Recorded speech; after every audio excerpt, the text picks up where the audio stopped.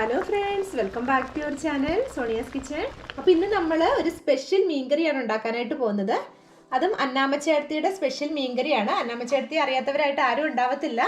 നമ്മുടെ യൂട്യൂബിലൂടെ വൈറൽ ആയിക്കൊണ്ടിരിക്കുന്ന അമ്മച്ചിയാണ്. അപ്പം നമുക്കൊക്കെ അറിയാം, സാധാരണ അമ്മച്ചിമാരൊക്കെ ഒരു കറി ഉണ്ടാക്കി കഴിഞ്ഞാൽ അതിന് ഭയങ്കര ടേസ്റ്റ് ആണല്ലേ. അപ്പം ഇതുപോലെ തന്നെ ഈ അമ്മച്ചിയുടെ കറിക്കും ഭയങ്കര ടേസ്റ്റ് ആണ്. അപ്പം ആ ഒരു മീൻകറിയാണ് നമ്മളിന്ന് ഉണ്ടാക്കാനായിട്ട് പോകുന്നത്. അപ്പോൾ ചെമ്പല്ലിയാണ് ഞാനിവിടെ റെഡിയാക്കി വെച്ചിട്ടുള്ളത്. 1 കിലോ മീനുണ്ട്.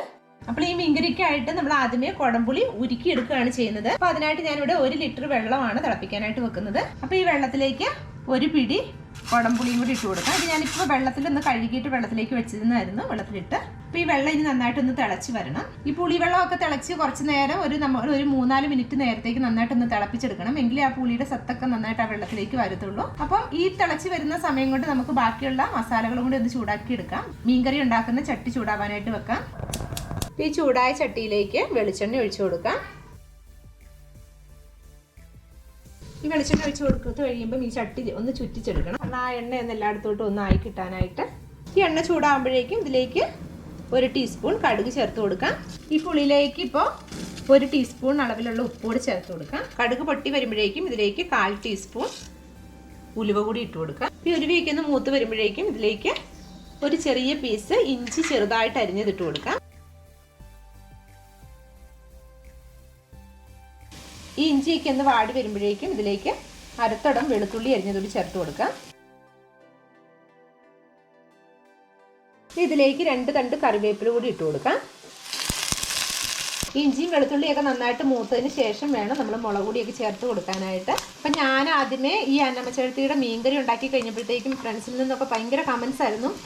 അവരൊക്കെ കഴിച്ചിട്ട് പറഞ്ഞത് ഭയങ്കര പിടിവിട്ട ടേസ്റ്റ് എന്നായിരുന്നു. അപ്പോൾ അങ്ങനെയാണ് ഞാൻ ഈ മീൻകറി കൂടുതലായിട്ട് ഉണ്ടാക്കാനൊക്കെ തുടങ്ങിയത്. അപ്പോൾ നമുക്ക് ഈ സമയത്ത് അമ്മച്ചിയോട് പ്രത്യേകം ഒരു താങ്ക്സ് പറയേണ്ട കാര്യമുണ്ട്. എല്ലാവർക്കും ഇഷ്ടപ്പെടുന്ന ഒരു മീൻകറിയാണ്. ഈ ഇഞ്ചിയും വെളുത്തുള്ളിയൊക്കെ നന്നായിട്ട് മൂത്ത് വന്നിട്ടുണ്ട്. ഇനി ഇതിലേക്ക് മസാലകൾ ചേർത്ത് കൊടുക്കാം. മസാലപ്പൊടി എന്ന് പറയാൻ ഒരുപാടൊന്നുമില്ല. നമ്മൾ മുളക് പൊടി മഞ്ഞൾപ്പൊടി മാത്രമേ ഇതിൽ ചേർക്കുന്നുള്ളൂ. എരിവ് കൂടുതലായിട്ട് വേണ്ടവർക്കാണെന്നുണ്ടെങ്കിൽ സാധാ മുളക് പൊടി കൂടി ചേർത്ത് കൊടുക്കാം. അപ്പോൾ ഞാനിവിടെ സാധാ മുളക് പൊടി ചേർക്കുന്നില്ല, കാശ്മീരി ചില്ലി പൗഡർ മാത്രമേ ചേർക്കുന്നുള്ളൂ. അപ്പോൾ ഇതിലേക്ക് 1 ടീസ്പൂൺ മഞ്ഞൾപ്പൊടിയും 6 ടേബിൾ സ്പൂൺ മുളക് പൊടിയാണ് ചേർക്കുന്നത്. 6 ടേബിൾ സ്പൂൺ എന്ന് പറയുന്നത് 6 കാശ്മീരി ചില്ലി പൗഡർ മാത്രമാണ് ഞാനിവിടെ എടുക്കുന്നത്. ഈ സമയത്ത് നമ്മൾ തീ കുറച്ച് വെക്കാനായിട്ട് മറന്നു പോകരുത്, അല്ലെന്നുണ്ടെങ്കിൽ നമ്മുടെ മസാലയൊക്കെ അടിയിൽ നിന്ന് കരിഞ്ഞു പോകും. ഇത് നമ്മുടെ കറിയുടെ ടേസ്റ്റ് തന്നെ മാറിപ്പോകും. അപ്പോൾ എപ്പോഴും മസാലപ്പൊടികൾ ചേർക്കുന്ന സമയത്ത് ലോ ഫ്ലെയിമിൽ ഇട്ടിട്ട് വേണം ചേർത്ത് കൊടുക്കാനായിട്ട്. ഇതെല്ലാം കൂടി ഒന്ന് ചൂടാവണം. കാരണം ഈ ചട്ടിയൊക്കെ നന്നായിട്ട് ചൂടായിരിക്കുന്നത് കൊണ്ട് തന്നെ പെട്ടെന്ന് അതങ്ങ് ചൂടായി വരും. ഈ മസാലയൊക്കെ ഒന്ന് ചൂടായി കഴിയുമ്പോഴേക്കും നമ്മൾ നേരത്തെ തിളപ്പിച്ചുകൊണ്ടിരുന്ന നമ്മുടെ പുളിവെള്ളം ഉണ്ടല്ലോ, അത് ഇതിനകത്തോട്ട് ഒഴിച്ചു കൊടുക്കാം. അപ്പോൾ പുളിവെള്ളം ഇവിടെ കണ്ടോ, ഇത് ഞാൻ ഫ്ലെയിം അങ്ങ് ഓഫ് ചെയ്ത് ഇതിലേക്ക് ഒഴിച്ചു കൊടുക്കുകയാണ്.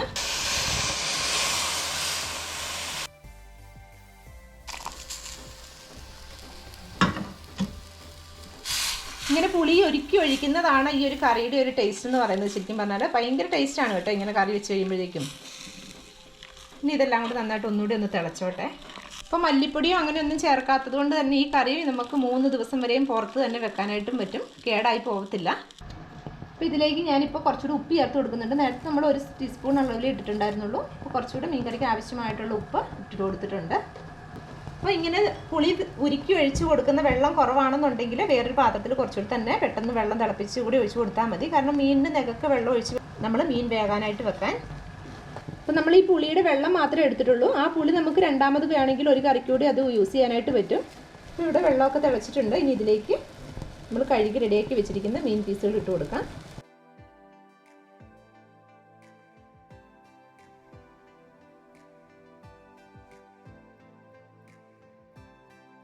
ഈ മീൻ ചേർത്ത് കൊടുത്തതിന് ശേഷം നന്നായിട്ട് ഒന്നുകൂടി ഒന്ന് തിളച്ച് വരുമ്പോഴേക്കും മൂടി വെച്ച് കൊടുക്കാം. അപ്പം വെള്ളമൊക്കെ കറക്റ്റായിരുന്നു നമ്മൾ ഒഴിച്ചിരുന്നത്.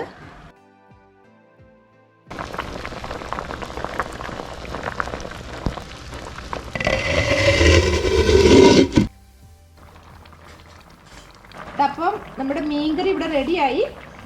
ഇത്ര ചാറ് മതി, നമുക്ക് ഒരുപാട് ചാറൊന്നും വേണ്ട. കപ്പയ്ക്കൊക്കെ ആണെങ്കിൽ നമ്മൾ ഒരുപാട് ചാറൊക്കെ വെച്ച് കറി ഉണ്ടാക്കാറുള്ളൂ. ഇതിപ്പോൾ വറ്റിച്ചെടുത്തുള്ള മീൻകറിയാണ്. ഇനി ഇത് ഫ്ലെയിം ഓഫ് ചെയ്ത് വാങ്ങി വെച്ചേക്കാം. പിന്നെ ഇത് ഞാൻ സെർവിങ് പ്ലേറ്റിലേക്ക് മാറ്റുകയാണ്.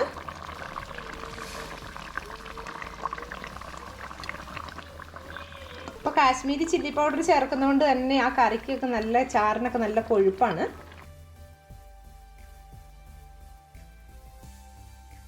അപ്പോൾ എല്ലാവർക്കും ഈ അന്നാമ്മച്ചേടത്തി സ്പെഷ്യൽ മീൻകറി ഇഷ്ടമായിട്ടുണ്ടാകുമെന്ന് കരുതുന്നു. അപ്പോൾ ഇതുപോലെ ചെമ്പല്ലിക്കറി നിങ്ങളും ഒന്ന് ട്രൈ ചെയ്ത് നോക്കണം. എന്നിട്ട് നിങ്ങൾക്ക് ഇഷ്ടമായിട്ടുണ്ടെങ്കിൽ ലൈക്ക് ചെയ്യുക, ഷെയർ ചെയ്യുക, അതുപോലെ തന്നെ കമൻറ്റുകൾ അറിയിക്കാനായിട്ട് മറക്കരുത്. Thank you for watching.